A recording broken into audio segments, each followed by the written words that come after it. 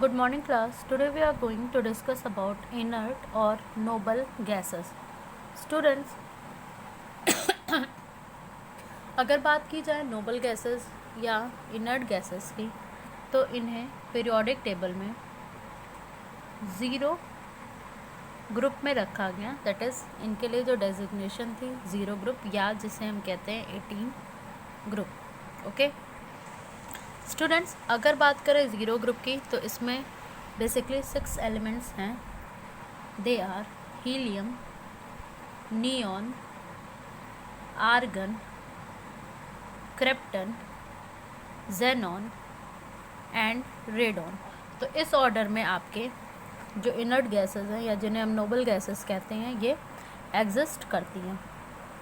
Students, यहाँ पे आप helium, neon, argon, krypton, xenon, radon इन एलिमेंट्स को देख रहे हैं.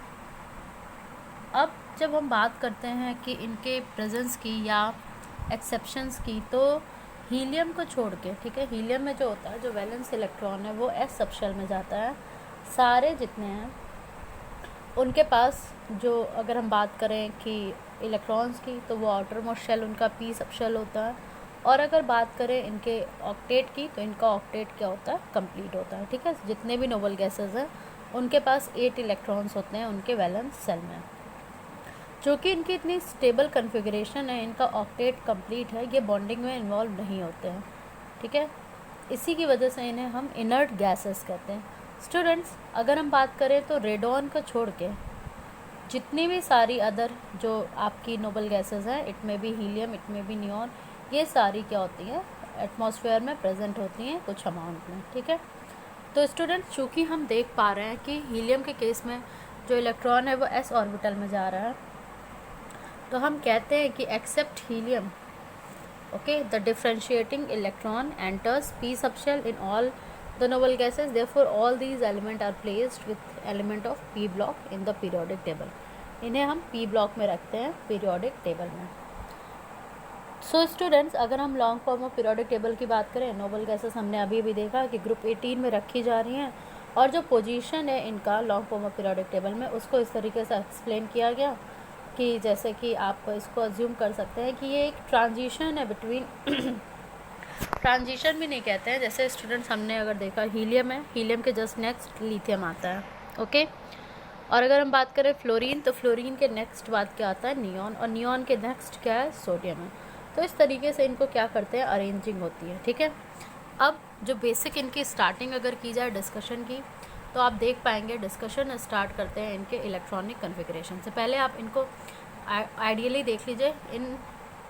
इस पोजीशनिंग की हम बात कर रहे थे. हियर यू कैन सी हमारी ये नोबल गैसेस हैं helium, neon, argon, krypton, xenon and radon. ठीक है, अगर इनके प्रीवियस की बात करें ग्रुप की, तो यहाँ पे आप देख पा रहे हैं इधर नियॉन से पहले फ्लोरीन है, आर्गन से पहले क्लोरीन है, क्रिप्टॉन से पहले ब्रोमीन है. और अगर हम नेक्स्ट ग्रुप की बात करें तो नियॉन के बाद आप देख रहे हैं सोडियम है, पोटेशियम है, रुबीडियम है, सीजियम है. ठीक है, मतलब जो आपके हेलोजन्स हैं वो एक इलेक्ट्रॉन गेन करके नोबल गैस कन्फिग्रेशन में आना चाहते हैं, और जो आपके अल्कली मेटल्स हैं वो एक इलेक्ट्रॉन लूज़ करके नोबल गैस कन्फिग्रेशन में आना चाहते हैं. ठीक है, अब अगर इनके इलेक्ट्रॉनिक कन्फिग्रेशन की बात करते हैं स्टूडेंट्स, तो आप देख पा रहे हैं हीलियम एक एक्सेप्शन है, भले इलेक्ट्रॉन एंटर करता है एस सबशेल में लेकिन वो पी ब्लॉक का एलिमेंट है. बाकी नियॉन हो गया outer most configuration 2s2 2p6, argon हो गया 3s2 3p6, क्रिप्टन हो गया 4s2 4p6, जेनॉन हो गया 5s2 5p6, और रेडॉन हो गया हमारा 6s2 6p6. बाकी इनर सेल के इलेक्ट्रॉन्स हैं. तो स्टूडेंट्स, यहाँ पे आप देख पा रहे हैं कि हीलियम को छोड़ के जितने भी एलिमेंट हैं उनके 8 इलेक्ट्रॉन्स हैं आउटर मोस्ट शेल में. ठीक है, आप यहाँ देख रहे हैं आउटर मोस्ट शेल की अगर बात करें, यहाँ भी 8 इलेक्ट्रॉन है, यहाँ भी 8 है, यहाँ भी 8 है, यहाँ भी 8 है और यहाँ भी 8 है. ठीक है, एक्सेप्शन केवल किसके केस में आता है, हीलियम के केस में. स्टूडेंट्स, अगर इनके ऑकरेंस की बात की जाती है तो चूँकि हम कहते हैं कि noble gases do not form chemical bond, thus they are not found in combined state. ये कंबाइंड स्टेट में नहीं पाई जाती हैं एक्सेप्ट रेडॉन. ठीक है, और स्टूडेंट्स अगर बात करते हैं जैसे कि एटमॉस्फेयर में कितने अमाउंट में ये प्रेजेंट है, तो आप सब ये चीज़ें जानते हैं कि अगर हम एटमॉस्फेयर में बात करते हैं, हम स्टार्टिंग से पढ़ते आ रहे हैं कि air is a mixture of gases, और हमने देखा है कि एयर में अबाउट 1% आपकी नोबल गैसेस प्रेजेंट होती हैं. ठीक है, अगर बात की जाए परसेंट वॉल्यूम की नोबल गैसेस की, अगर हम इनके परसेंट वॉल्यूम की बात करते हैं तो आप यहाँ पे देख पाएंगे कितने परसेंट वॉल्यूम में ये है। हीलियम की बात करते हैं तो ये 5.2 इंटू 10⁻⁻4% वॉल्यूम में, नियॉन 1.8 इंटू 10⁻⁻3% वॉल्यूम में, आर्गन 9.3 इंटू 10⁻⁻1% वॉल्यूम में। इस तरीके से इनका परसेंटेज है। अगर मिनरल्स के फॉर्म में देखते हैं तो हीलियम जो है प्रेजेंट होता है सॉलिड के फॉर्म में, ठीक है, जैसे कि मिनरल्स होते हैं यूरेनियम और थोरियम के। और अगर बात करें कि चीफ सोर्स जो हीलियम का है वो क्या है, मोनाजाइट, ठीक है, ये आपको दिमाग में रखना होगा, जो मोनाजाइट है, ठीक है, ये क्या है, मेन सोर्स है आपके हीलियम का, चीफ सोर्स है।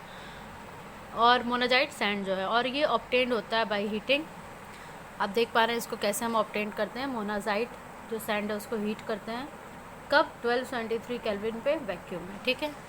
अब बात करते हैं अगर स्प्रिंग वाटर, ठीक है, मतलब जो वाटर होते हैं of certain spring have dissolve helium, argon and neon in very small amount, ठीक है, जो नेचुरल गैसेस होते हैं सर्टेन पार्ट्स में, जैसे कि 1 to 7% हीलियम हो गया। या यूनिवर्स की बात करें तो हीलियम जो है वो सेकंड मोस्ट अबंडेंट गैस है, मतलब 21% इसका ऑकरेंस बताते हैं आफ्टर हाइड्रोजन। हाइड्रोजन कितना है, 76% में है। इन यूनिवर्स की अगर बात करें तो यूनिवर्स में हीलियम कितना पाया जाता है, 21%, और इससे पहले क्या है, हाइड्रोजन है, जो कि कितना पाया जाता है, 76%। अब स्टूडेंट्स अगर हम बात करते हैं रेडियो एक्टिव डिसइंटीग्रेशन, तो हम जानते हैं रेडियो एक्टिव डिसइंटीग्रेशन रेडॉन का ही होता है, रेडॉन और हीलियम, ठीक है, ये ऑब्टेन्ड होते हैं बाय रेडियो एक्टिव डिसइंटीग्रेशन। मतलब आप यहाँ पे देख रहे हैं रेडियम है, इसका रेडियो एक्टिव डिसइंटीग्रेशन हुआ है तो हमें रेडॉन और हीलियम मिल रहे हैं, ठीक है।